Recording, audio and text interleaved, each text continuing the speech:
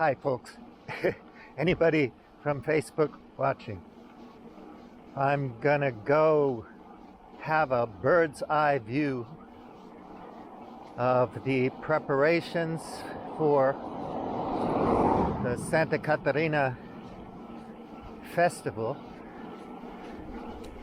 du Verão Summer Fest Festas. See what it looks like and contemplate a plan of attack for visiting there in the evening. I don't want to drive anywhere near there. Too crowded. And yeah, try to get close and then walk in. As I mentioned before,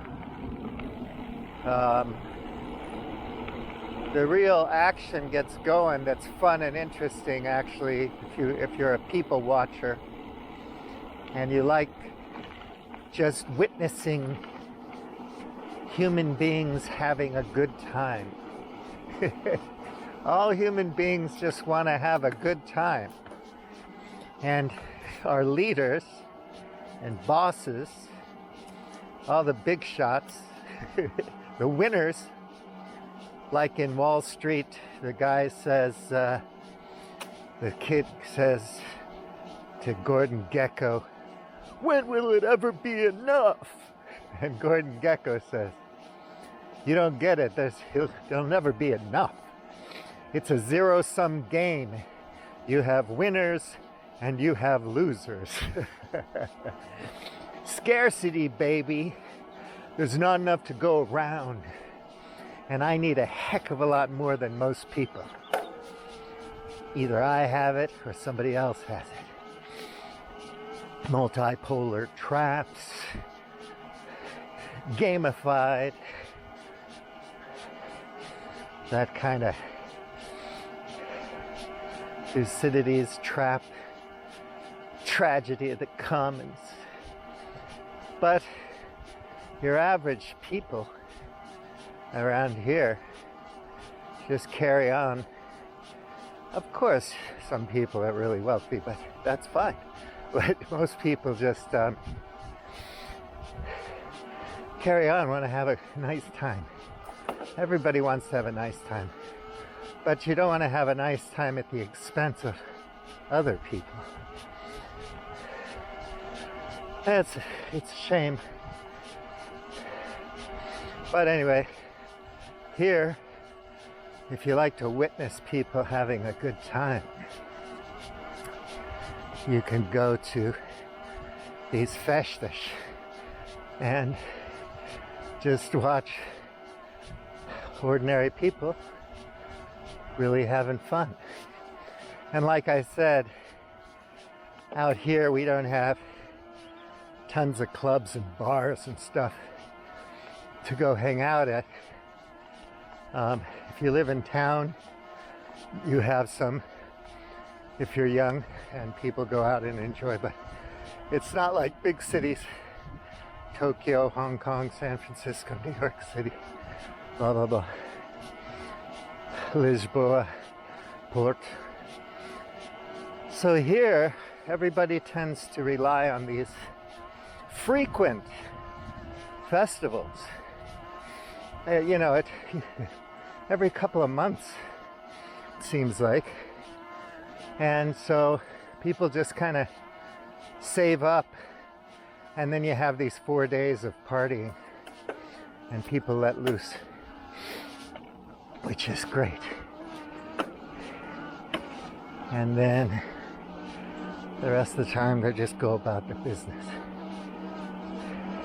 Low key, laid back. So I'm going to get a ojos pájaros. I don't know. How do you say? Bird's eye view of Santa Catarina and see what it looks like. Sometimes, you know, they have big events with stages and music, like a concert, you know, big production values. And sometimes they pare it down and you just have a smaller stage and you know, food and beer and whatnot.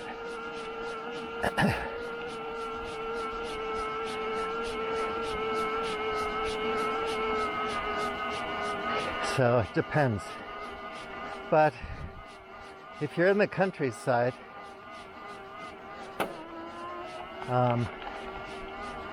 every village has them. And there are villages every few miles. So if you're, you know, next week there'll be another festival at another village that's a few miles away from where I live. And it just goes like that through the whole summer. It's only June now and there's been a few. And events like motorcycle hill climbing and cycling races and all kinds of things. And they have medieval festivals and stuff like that. And so if you go to the next village, you have yet another event to go to.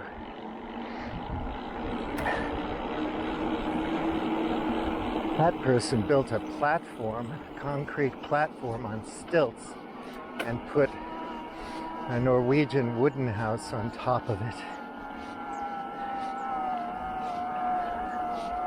Don't know why they put it on stilts, but anyway. Yeah, so there's no end to the fun that can be had. And it goes on. They have autumn festivals and Christmas festivals and spring festivals. That's what you do. And people have fun. And it's fun to watch people have fun. It's fun to watch people do things that they're good at. Running, jumping, riding, surfing. God, life is great. If we could just not be so greedy, pare down our consumption a bit, use less energy. So I put up that piece about energy slaves. It's not comprehensive, but I was basically curating, sharing a lot of information about the subject. I think I can go this way, yeah? And, you know, so if you're interested in that kind of thing, you can look into it. But we all use a lot of energy, especially in the West, especially in the United States and Europe. All of us. And we could use a lot less and still have a really good time, have a really great life. And we could apply technology and engineering in ways that lessened our use of natural resources and energy, and still we would be living a hell of a lot better than we did in the Middle Ages or even the 19th century. Well, I would say pre-industrial, so maybe go back to the 17th century to be safe. And we'd be living all like a bunch of kings, you know? And people could pay a fair share of taxes and whatnot. Thomas Piketty kind of style. And, you know, there'd be less inequality. And we could invest in infrastructure. And so I'm coming in from up top here. I don't know what we're going to be able to see. But let me think. I think I'm not high enough to see what I wanted to see. So, yeah, we could do things better, and we could also, America could trade for Russian and Ukrainian and Chinese and Iranian resources. It doesn't have to control it, but the business model is finance, right? In global international financialization and finance. They want to control the loans, which is basically the money creation of all the projects. Western bankers, not a cabal, not a conspiracy, it's just the way the business works. They want to control that, and they can't let BRICS or China or other countries have their own thing going on, because that cuts them out of the business. So they're willing to kill millions of people to keep the business. And of course, you could go back 1,000 years. You could look at all the way back to Alexander the Great. How many people did he kill? I mean, the Soviets and the Chinese mostly killed their own people, but, for ideological reasons, call it religion or whatever. But, yeah, they're willing to kill so many people just to control the resources and the business, basically. And people just want to have a good time. I mean, it would be so easy. And honestly, whether you believe it or not, Iran's miles away from a nuclear bomb, and they didn't want to build one. But America has them, and America's satellite, Israel, has dozens of them. And it seems like today, the nuclear proliferation treaties, they're all gone now. Trump's not going to renew them. So it's an arms race. If you're a BRICS nation, you need nukes. Otherwise, Uncle Sam Incorporated is going to come and steal all your business and your resources. It's neocolonialism, it's imperialism, it's the same old, same old. Only now we have the capacity to really wreck the whole planet while we're fucking around to find out. So here we are. Well, they do indeed have a big stage, as you can see. So this is it, the calm before the storm. When is this gonna? They're just setting up now, and it's Saturday, so I wonder when this starts. So it's obviously, maybe it starts tonight, I don't know, but it lasts a while, so I wonder how long this is gonna last.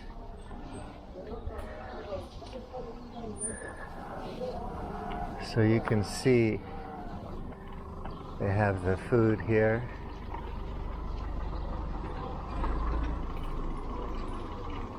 And they have the beer center here. And a big stage. So around here is where everybody dances and goes crazy. Last time I was up there photographing the goings on. Yeah, so that's it basically. Wow, big deal.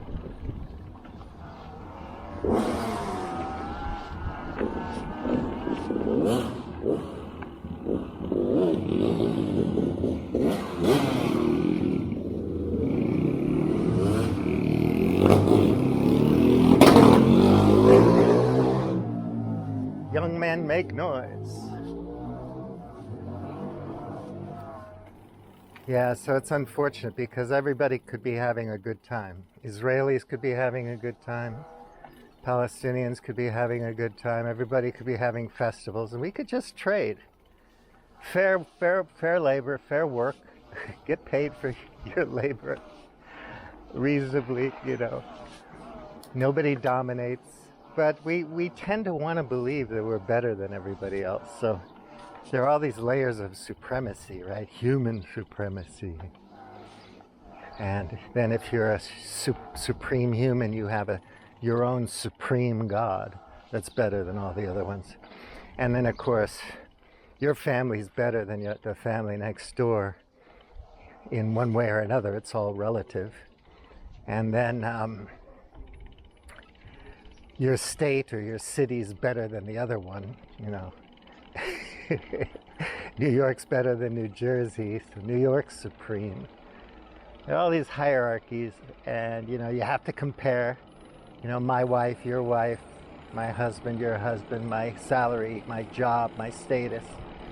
It's all this superiority, supremacy, status, and we all have these layers of hierarchy. And that's what's important. It's not just, hey, let's all have fun. Yeah, that sounds good. Let's all just like be fair and square. And stuff. You know, maybe my boss or the owner makes 10 times more than I make a year or something like that. That's a fucking huge difference. Hola, bom dia, amigo. So, that's a big difference. That's a lot of money. It's a lot of differentiation.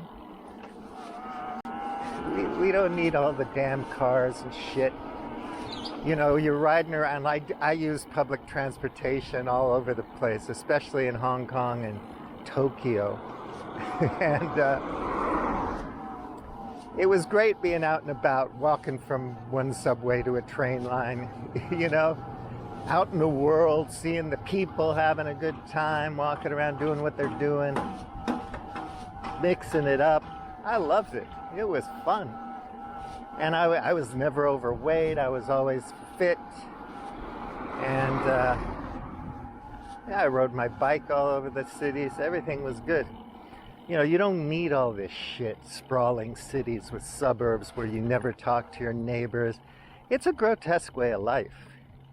We could do a lot better very easily. It doesn't mean that we skate away from climate change or anything like that. We still have plenty of problems that are gonna, I don't even know if the predicaments are solvable. Predicaments by definition aren't solvable, right? But anyway, could be having a good time. So right up here, just for fun, since we're in Santa Catarina, I'll show you the pool.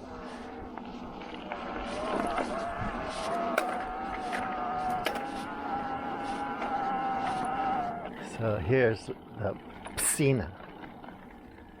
A piscina de Santa Catarina, and it's a nice pool. And you can go swim there, and it's inexpensive. And then if you want to play some ball, you can go up there and shoot some hoops. I don't know how to say shoot some hoops in Portuguese. Como que diz em português shoot some hoops?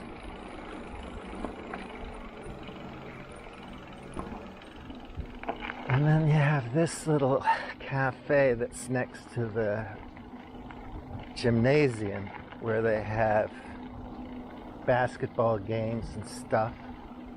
Right here, it's not open today, nobody's doing anything. Yeah, so that's the problem. It would be so easy, but you know, we're so greedy. America has to be the hegemon, has to be number one. You can't let anybody else get involved in doing anything. Such a big threat. And the biggest threat to America is America. And the biggest threat in the olden days when you had these lunatic ideologues running China and the Soviet Union were the fucking dumbass sick ideologues running China and the Soviet Union.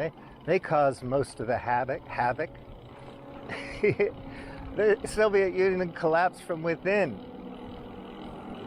The Cold War didn't kill them. Americans like to think that, well, we fucked them over in Afghanistan with our great game theoretical stratagems and tactics, and you know, we gave them surface-to-air handheld missiles to shoot down their helicopters, and then the whole fucking Soviet Union collapsed.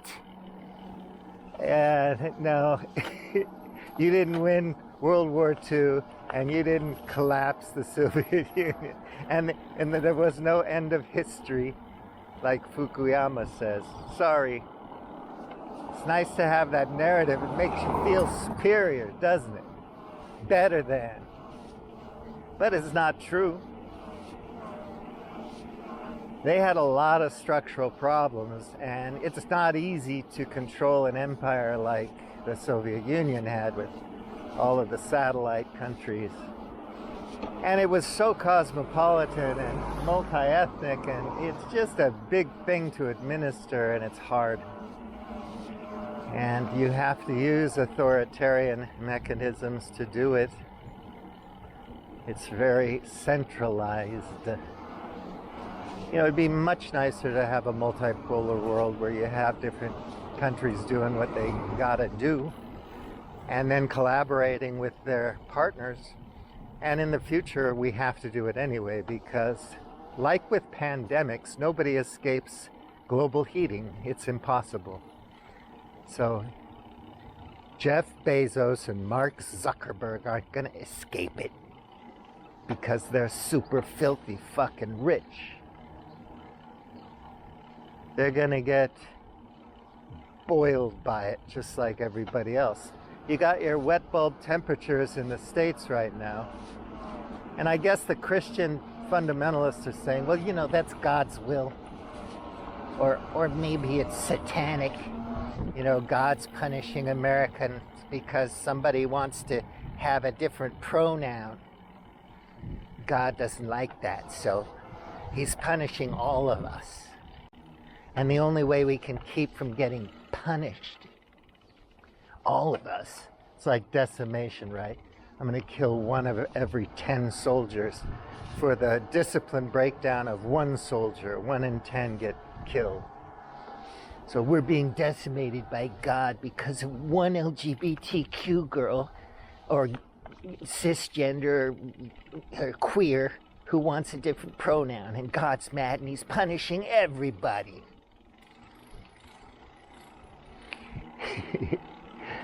That's the logic. That's the thinking. Wow, that's so fucking intense, isn't it? And Donald Trump, you know, you have this whole intelligence agencies, and you have this goofball Tulsi Gabbard. He put her in charge, and then they get all their intelligence product, and they put all the data together and the info and the lines of evidence. They say, there's no evidence that Iran was building a nuclear bomb. You know, Scott Ritter goes in for years to Iraq to track down weapons of mass destruction. Well, there just isn't any. And then, just like back in the olden days, they say, well, it doesn't matter. We think there are. You don't need a false flag when you just decide that you don't want to accept reality. The evidence doesn't matter. Fuck the evidence.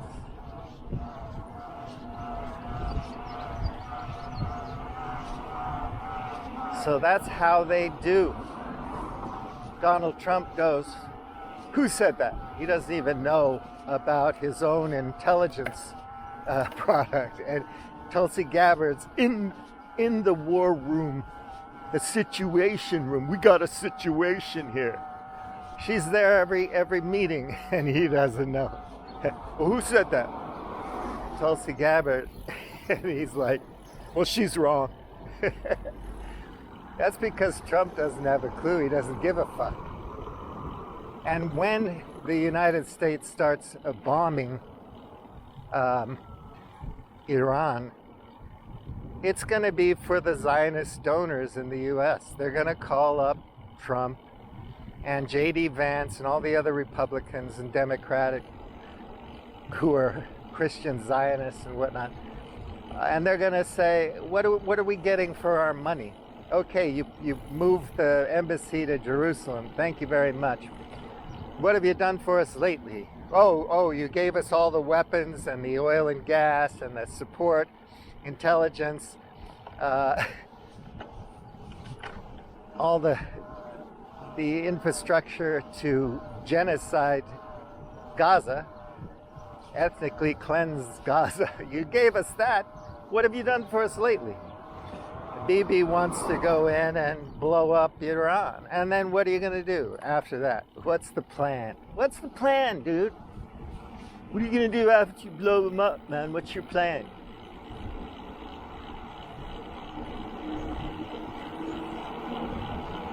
We don't really have a plan. We're going to put in somebody we like Venezuela or whatever. Juan Guaido. Who the fuck is he? Well, Bibi's going to move to Florida and live next to Mar-a-Lago. And they're going to assassinate all the leaders in Iran. And then they're going to put some other asshole who's now living in the States, a little puppet. Now, how do those puppets work out in Vietnam, South Vietnam, and everywhere else in the world over the last 200 years? How does it work out? Never very good. They never achieve shit. Things don't get better. You just rinse and repeat. Do the same damn thing all over again. The definition of insanity.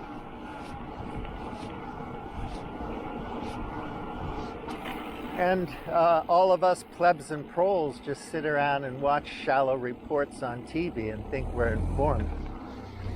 We don't care, because we can still afford to nurse our addictions. And so we're fine. We're cool. And by the time the shit hits the fan in our neighborhood, it's too late. Then we're just trying to figure out how to keep the thugs out of our house. It's so freaking absurd, over and over and over again. The same shit another day. And you can't blame anybody, right? Because we're just people. We're just people. And we don't have any real agency. No real free will. We're just reacting to stuff. We're well trained reactionaries. Even if you think you're a progressive, I'm going to go run downtown and hold up a sign. That'll make a difference. No operational mindset, no commitment to getting together with people in your community to set tasks and do things day in and day out for the long haul to try to make a difference. We don't do that. So what we're going to do, inevitably, as we always do, is just wait for shit to happen and then do what we've got to do. Hey, dude, I just do what I got to do, man. You know what I'm saying? I do what I got to do. That's all. That's all I can do, man. I don't have any power. What can I do about it? So helpless, hopeless, powerless, and completely devoid of agency. The absolute inability to do anything. But we do have the ability to choose and so on. But it's so hard because, I'm addicted to my way of life. Got to go out and have my bike ride. It's rough. And what we could be doing is just having a lot of fun and trading with people and visiting Tehran and saying, wow, this place is kind of cool. I like the food. And if a culture does things differently, you're like, oh, well, that's what they do. I'm not from there. They're Texans. I'm from Washington State. We do things different up here. You don't have to go to Japan and say, look at these crazy people, how they live. You can just find ways to appreciate it.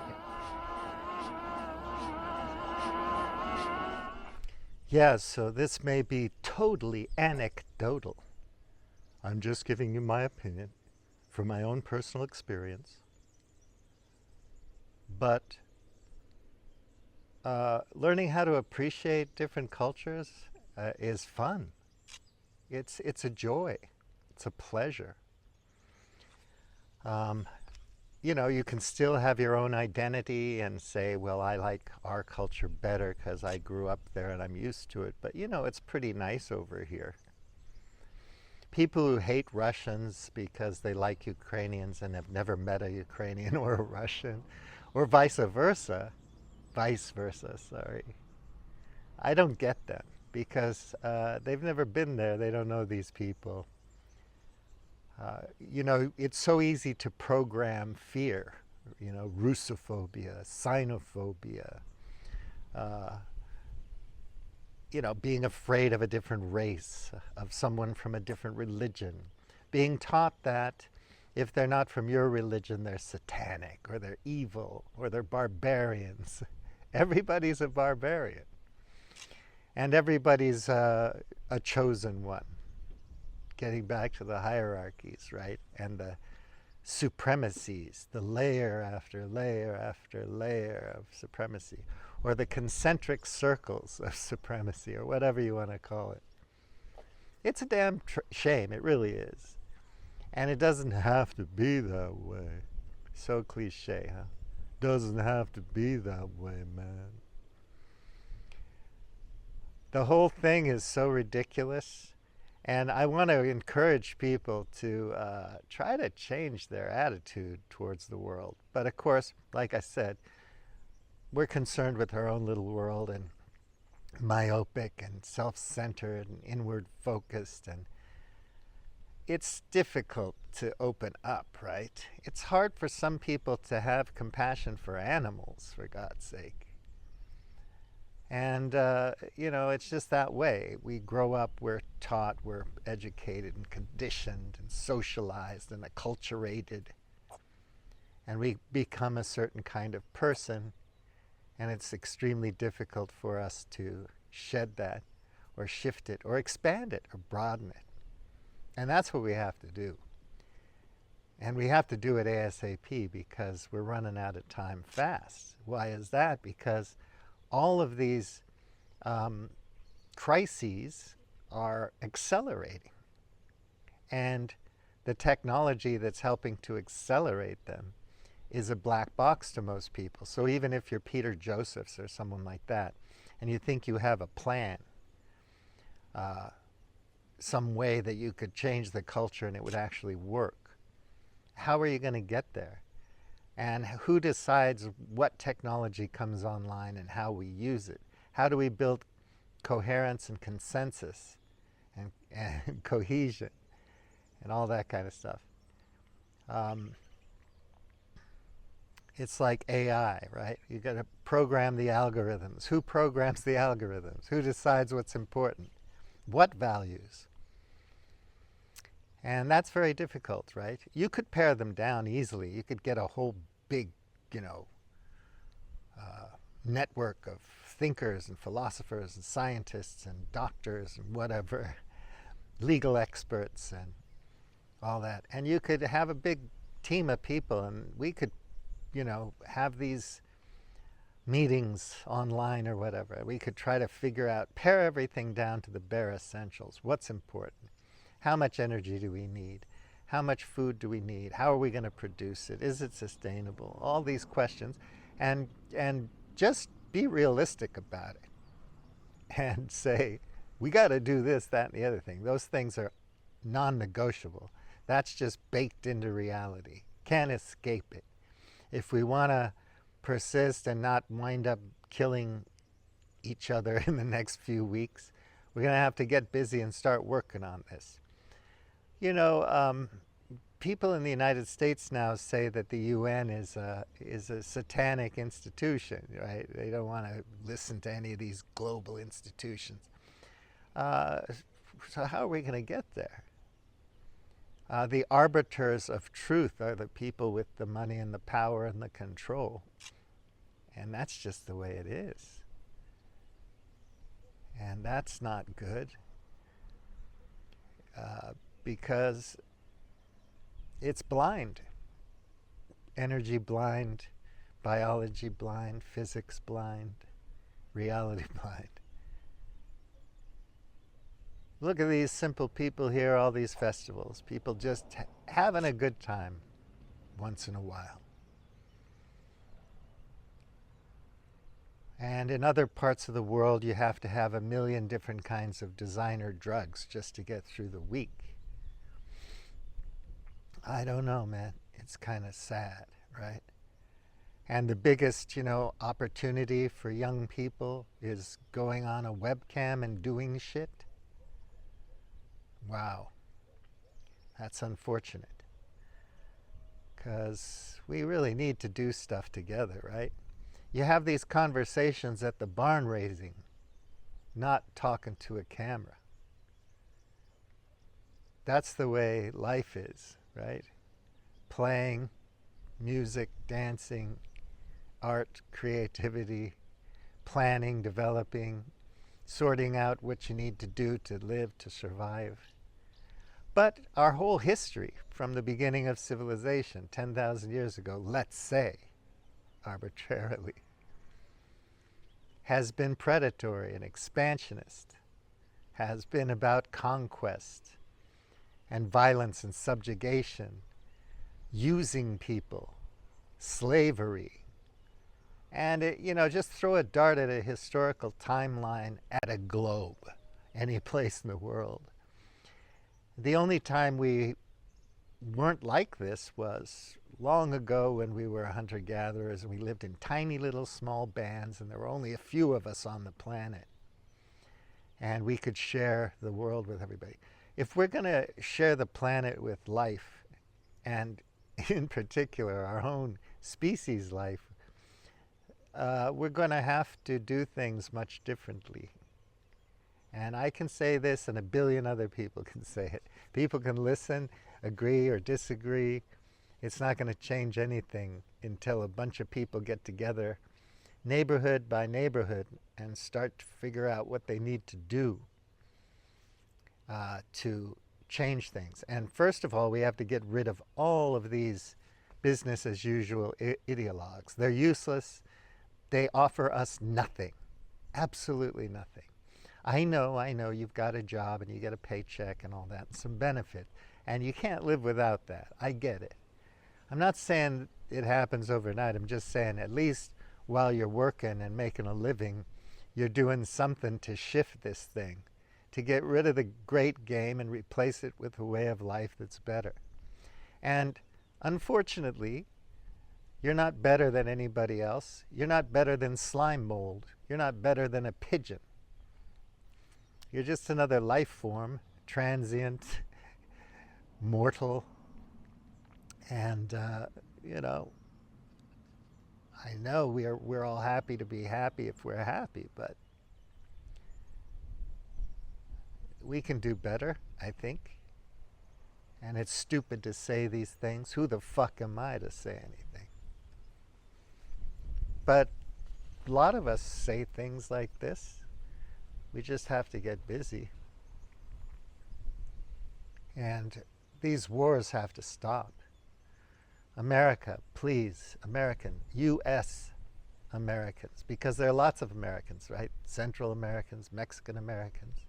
And I mean Mexico in Central America, not in America. The United States of New Miracles is one part of America. Canada is another part. Brazil's another part. Ecuador is another part. So you have these different places, right? Why can't you trade with Venezuela? Let them do what they want to do. We think we're so good that we can go in and tell people what to do when our own country is so freaking messed up. It's disgusting. The hypocrisy, the blindness is ridiculous. We got to stop that. But it's hard, I don't know how to have this conversation with somebody who's already set in their ways,